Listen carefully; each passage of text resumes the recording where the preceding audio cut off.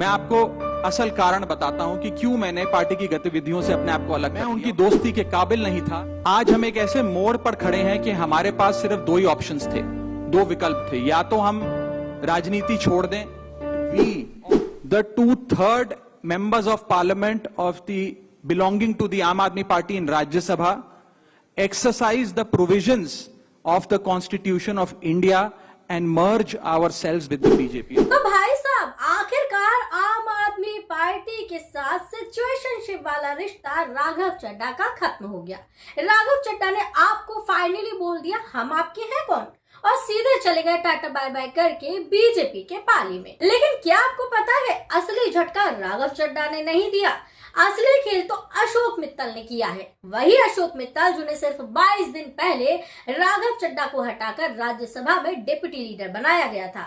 वो तो कुर्सी संभालने के 3 हफ्ते बाद ही राघव चड्ढा के साथ बीजेपी में शामिल हो गए। इसे कहते हैं लड्डू भी गया और हाथ भी जल गया। अब सवाल ये नहीं है कि दिल्ली में क्या होगा, सवाल यह है कि अब क्या पंजाब में भी आम आदमी पार्टी के हाथ से सत्ता फिसल जाएगी। दोस्तों, आज की ये जो खबर है इसे सुनकर समझ नहीं आ रहा कि मैं रोऊं या हंसूं। हंसी इसलिए और आ रही है क्योंकि सियासत का ऐसा मजाक नहीं देखा। दुख इसलिए कि आपकी आम आदमी पार्टी की हालत बहुत खराब हो गई है। जिस पार्टी को उम्मीद से सींचा गया था, आज राज्यसभा में वो 0 हो गई है। आम आदमी पार्टी के 10 में से 7 सांसद कमल के साथ आ गए। चलिए एक एक करके इन चेहरों का कच्चा चिट्ठा खोलते हैं। कब जुड़े थे ये चेहरे और क्यों छोड़कर चले गए। सबसे पहले राघव चड्ढा, 15 साल का सफर एक झटके में उन्होंने खत्म कर दिया। राघव चड्ढा 2012 में पार्टी की स्थापना के समय से ही अरविंद केजरीवाल के साथ थे। वो इंडिया अगेंस्ट करप्शन आंदोलन के समय से ही अन्ना हजारे और केजरीवाल की टीम का हिस्सा रहे थे। वो आम आदमी पार्टी के सबसे युवा नेशनल ट्रेजरर और प्रवक्ता रहे। 2020 में राजेंद्र नगर से विधायक बने और फिर 22 में पंजाब की ऐतिहासिक जीत के बाद वो राज्यसभा पहुंच गए। राघव को पार्टी का पोस्टर बॉय माना जाता था, लेकिन हाल ही में उन्हें राज्यसभा के डिप्टी लीडर पद से हटाकर अशोक मित्तल को दे दिया गया। इस अपमान और पार्टी के भीतर बढ़ते मतभेदों ने उन्हें 15 साल का पुराना साथ छोड़ने पर मजबूर कर दिया। इससे पहले भी राघव चड्ढा और आम आदमी पार्टी के बीच में कई अनबन सामने भी आए। अशोक मित्तल सिर्फ 22 दिन की वफादारी दिखाई।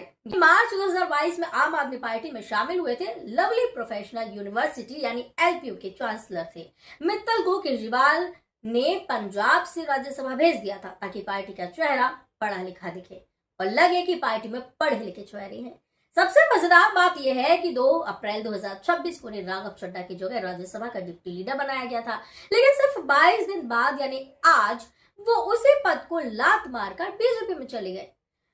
कहा जा रहा है कि बिजनेस हितों की रक्षा और हाल ही में हुए सरकारी दबाव यानी कि ईडी रेड्स की वजह से उन्होंने पाला बदलना ही जरूरी समझा। संदीप पाठक पंजाब जीत के चाणक्य माने जाते हैं। ये 2020-21 के आसपास पार्टी के पर्दे के पीछे के रणनीतिकार बन गए थे। IIT दिल्ली के पूर्व प्रोफेसर थे। पाठक ने पंजाब चुनाव के लिए दिन रात एक कर दिया था। उन्हें जून 2022 में राज्यसभा भेजा गया था और पार्टी का नेशनल जनरल सेक्रेटरी बनाया गया था। संगठन के भीतर पुरानी लीडरशिप और नए चेहरों के बीच लड़ाई में संदीप पाठक का मुंह भंग हो गया था।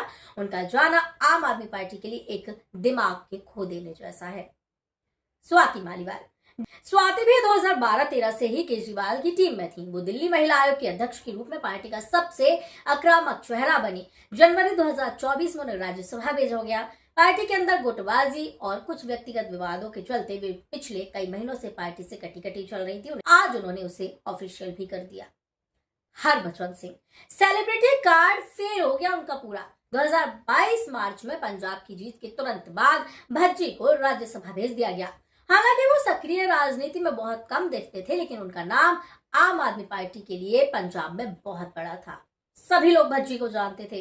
पंजाब के स्थानीय नेताओं के साथ साथ तालमेल की कमी देखी गई और बीजेपी के बढ़ते प्रभाव के कारण उन्होंने एक सेफ साइड चुन ली।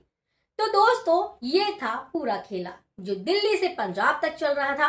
लेकिन अब मैं जो कहने जा रही हूँ उसे ध्यान से सुनिएगा। बात सिर्फ इन 7 सांसदों की भागने की नहीं है, बात उस भरोसे की है जो लाखों लोगों ने उस झाड़ू पर जताया था जो भ्रष्टाचार साफ करने आया था। आज जब राघव चड्ढा जैसे पुराने साथी जिन्होंने 2012 से एक एक ईंट जोड़कर महल बनाया था, वही कह रहे हैं कि हम आपके हैं कौन, तो सोचिए आम कार्यकर्ता का क्या होगा। सबसे ज्यादा हंसी तो मुझे अशोक मित्तल पर जो आती है, मतलब भाई साहब अब 22 दिन की डिप्टी लीडरशिप की कुर्सी भी नहीं संभाल पाए। राजनीति में वफादारी की उम्मीद तो कम ही होती है, लेकिन इतनी जल्दी, यह तो शायद कोई वर्ल्ड रिकॉर्ड होगा। अब आते हैं सबसे बड़े सवाल पर, क्या पंजाब भी चला जाएगा? पंजाब में चुनाव आने वाले हैं, क्योंकि एक दिमाग आम आदमी पार्टी का खो गया है। पिछली बार चुनाव में बहुत दिमाग लगाया था, अब नहीं।